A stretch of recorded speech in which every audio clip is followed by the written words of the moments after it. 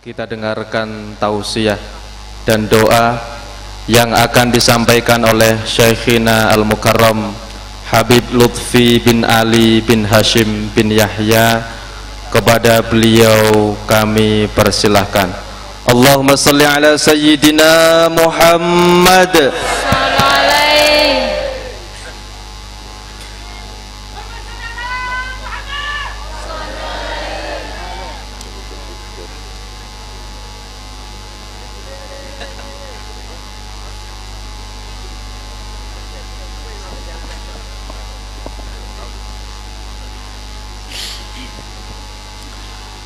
Assalamualaikum warahmatullahi wabarakatuh.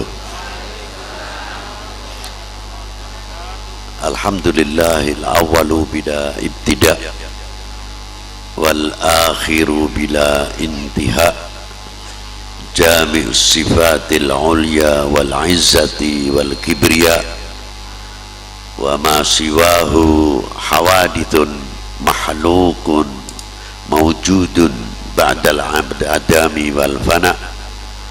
Wassalatu wassalamu ala imami ahli sofai wal wafa, qutbil anbiya wal awliya, sayyidina wa maulana Muhammadin khairid dawa likulli saqamin wada, rahmatan wasyifa fi sirri wal jila, wa ala alihi wa sahbihi ma damatil ard was sama. Amma ba'du, ayuhas sadatina al-a'izza'il fudala, yang saya hormati para sesepuh, bini sepuh, para alim ulama, para habaib.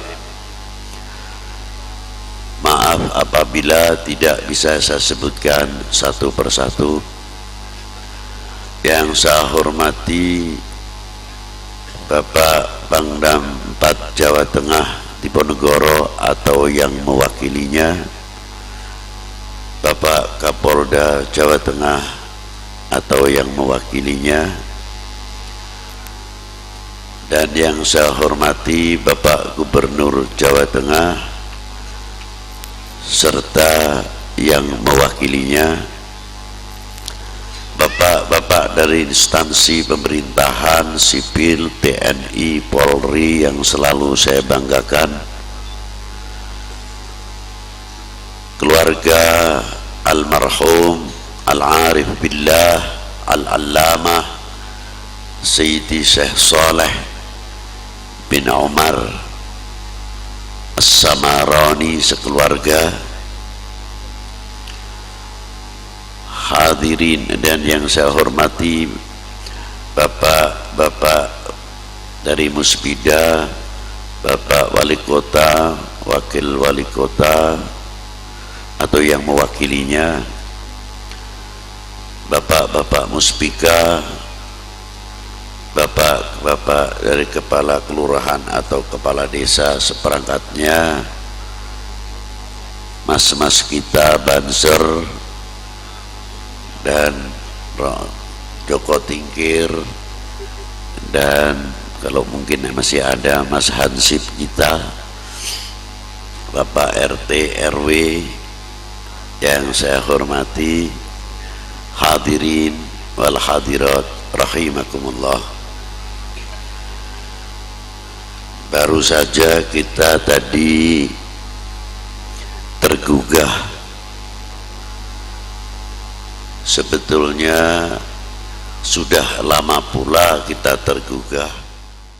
Sebelum Nabi Musa dilahirkan, Fir'aun telah mendapat mimpi akan lahirnya tokoh kebenaran, dan di Quran juga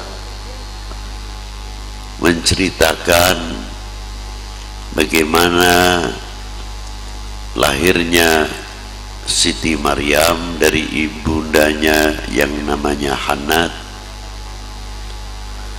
Di dalam Al-Quran juga menceritakan maulud Nabi Yahya ketika Nabi Allah Zakaria menginginkan seorang putra, ibunya yang tidak mungkin bisa melahirkan secara kacamata lahiriah manusia, tapi kalau Allah Ta'ala menghendakinya, tidak ada yang mustahil baginya, jaiz hukumnya. Maka hamillah ibunda Nabi Allah Yahya, tepat pada waktunya lahirlah jabang bayi tersebut diberi nama Yahya. Itu di dalam Al-Quran.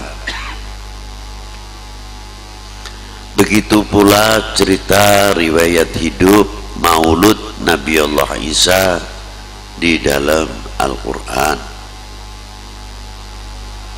menceritakan bagaimana Nabi Allah Isa dilahirkan. Begitu pula ketika Siti Maryam, seorang gadis atas kehendak Allah, hamil tanpa memerlukan seorang lelaki. Hal yang demikian kodrat iradatnya Allah Ta'ala, bukan suatu hal yang sukar atau sulit. Bagi Allah semuanya mudah.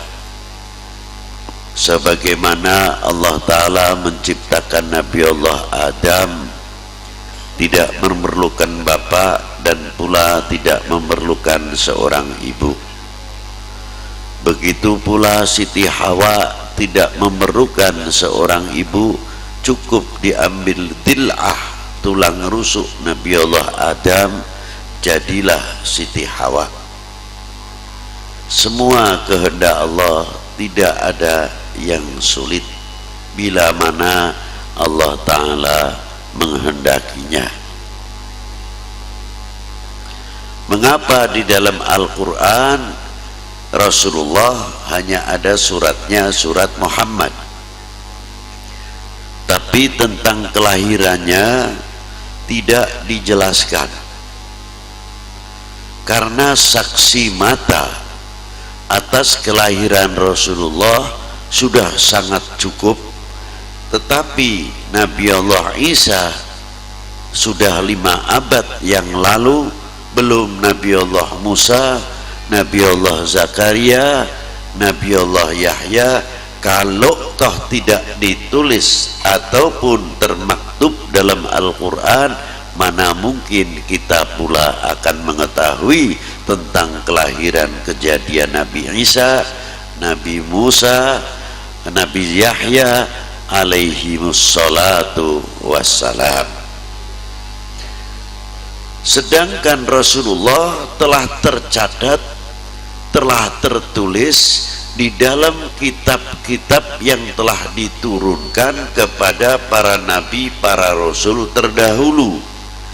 Jadi para nabi, para rasul terdahulu sudah mengerti, mengetahui akan lahirnya Nabi akhir zaman, yang mana beliau adalah Nabi rahmatan lil alamin.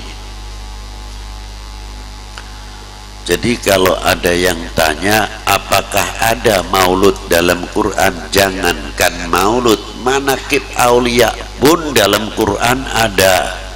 Seperti Ashabul Kahfi itu wali, ceritanya ada di dalam Al-Quran, sampai suratnya pun disebut suratul Kahfi. Suratul Kahfi wali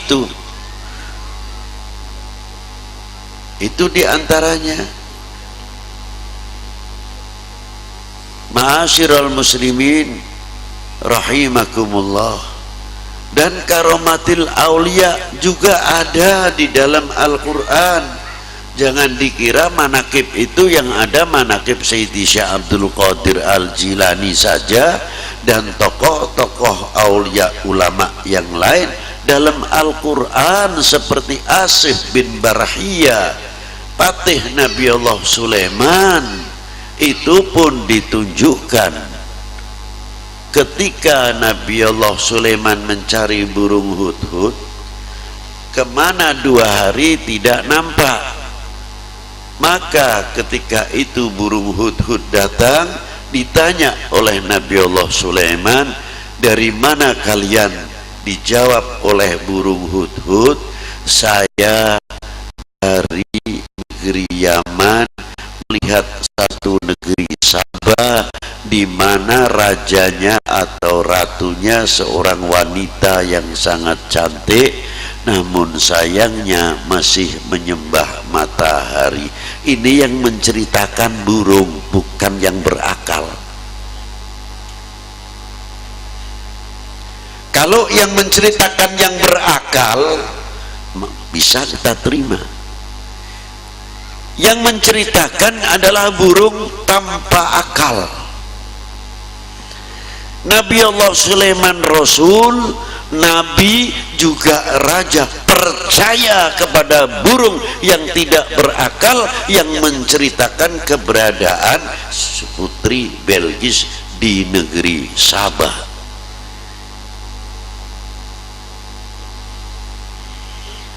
Akhirnya mengirimkan surat kepada putri Belgis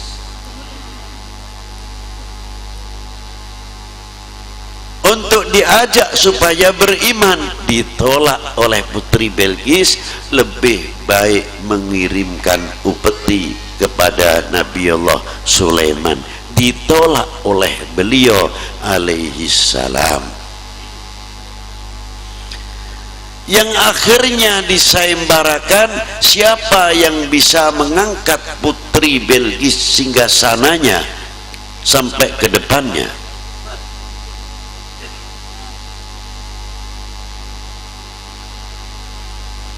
Ifrit ngangkat tangan, ana ya Nabiullah, kamu sanggup? Sanggup. Sebelum panjenengan berdiri, panjenengan berdiri, duduk. Sebelum panjenengan duduk, sudah saya angkat. Kurang cepat, kata Nabi Allah Sulaiman. Lalu yang sanggup siapa? Seorang ulama yang namanya Asif bin Barhiyah, patih Nabi Allah Sulaiman, seorang ulama. Padahal Nabi Allah Sulaiman Nabi Rasul, mukjizatnya lebih tinggi kedudukannya daripada karomatil aulia. Anehnya, begitu hebatnya bagaimana Nabi Allah Sulaiman mengangkat dan menghormati martabatil al ulama wal aulia.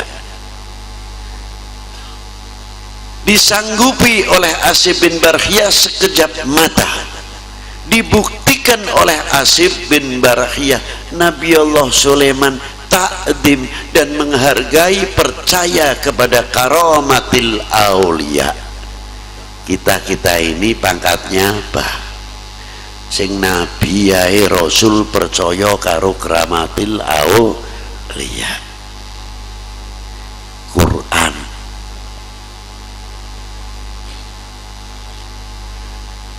Ma'asyiral muslimina rahimakumullah,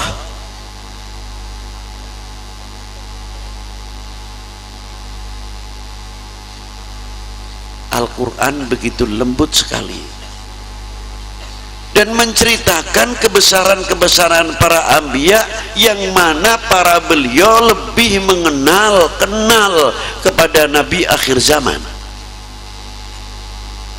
Itu hebatnya.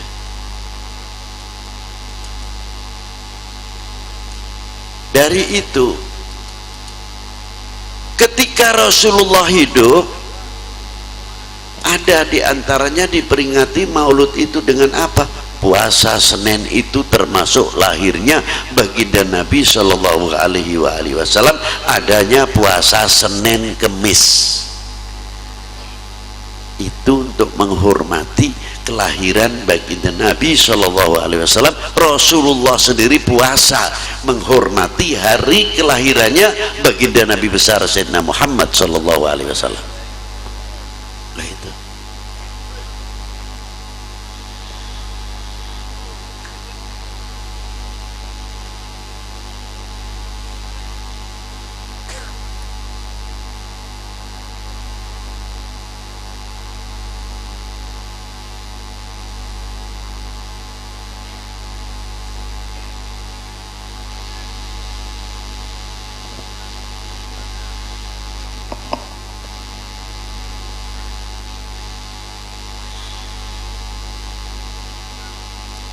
Terus Bang nggih. Terus napa badhe ngobrol?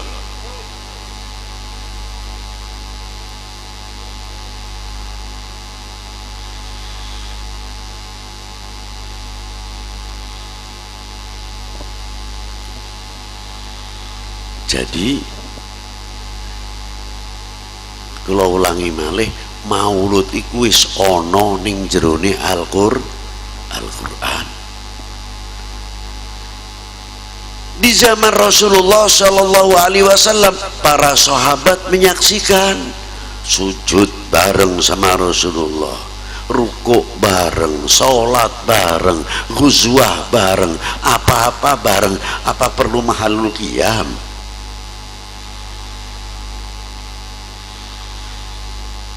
Orang mengetahui langsung, menyaksikan langsung atas kebesaran Rasulullah Sallallahu Alaihi Wasallam bi'aini ra'sihim, dengan mata kepalanya para sahabat-sahabat tersebut radhiyallahu taala anhum. Ini di sini.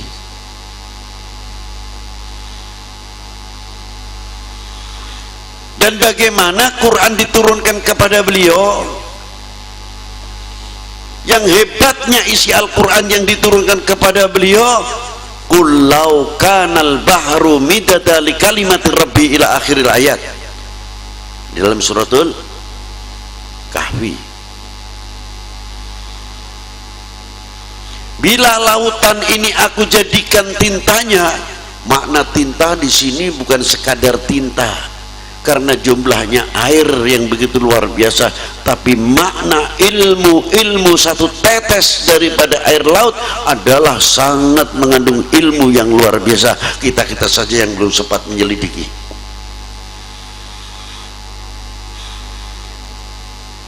Begitu luasnya laut, begitu dalamnya air laut, begitu isinya. Dari mulai ikan-ikan yang hias, yang macam-macam warna-warni, belum tanaman-tanaman, belum batu-batu manikam atau batu-batu mutiara yang ada di dalam lautan.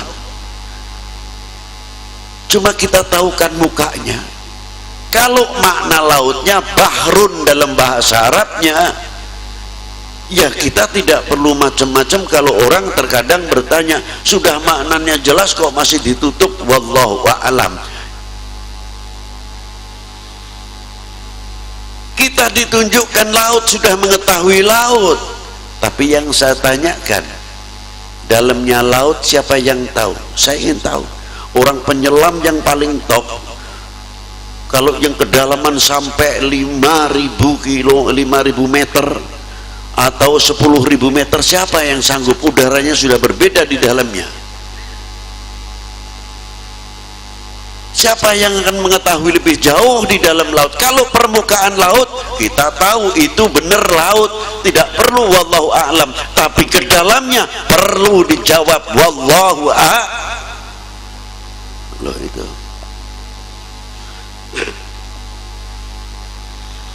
Ma'asyiral muslimina rahimakumullah, ilmu yang luar biasa di dalam lautan tersebut, siapa yang mampu menggali?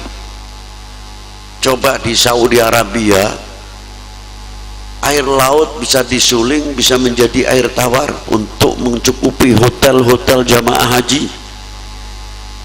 Ilmu. Tanaman-tanaman disiram dengan air laut yang sudah ditawarkan. Ilmu sebabnya luar biasa. Belum yang lain-lain. Bagaimana ikan laut diberi sisik oleh Allah Ta'ala, yang tidak diberi sisik, kulitnya tebal seperti ikan cucut, lendirnya cukup. Bagaimana mereka ini bisa menyimpan pengaruh daripada menepis dari pengaruh ultraviolet yang ada dari matahari tersebut. Itu ilmu. Belum penggunaan air laut itu sendiri yang luar biasa. Kita belum sampai sana jauh menyelidiki yang demikian, padahal ilmu itu di muka kita. Maka ilmu Allah yang diberikan kepada laut tidak mampu laut tersebut untuk bisa menafsirkan Al-Quran kalimat Rabbi yang diberikan kepada siapa? Rasulullah Shallallahu Alaihi Wasallam. Tidak mungkin. Tidak sekali-kali Rasulullah mendapatkan kalimat Rabbi, berarti Rasulullah mampu mengetahui melebihi daripada lautan-lautan yang dicontohkan oleh Allah Subhanahu wa Ta'ala. Karena apa? Kalimat Rabbi itu diberikan kepada Nabi besar Sayyidina Muhammad Sallallahu Alaihi Wasallam. Bukan Rasulullah hanya mengantarkan wahyu saja, tidak tahu dalamnya. Jangan ngawur.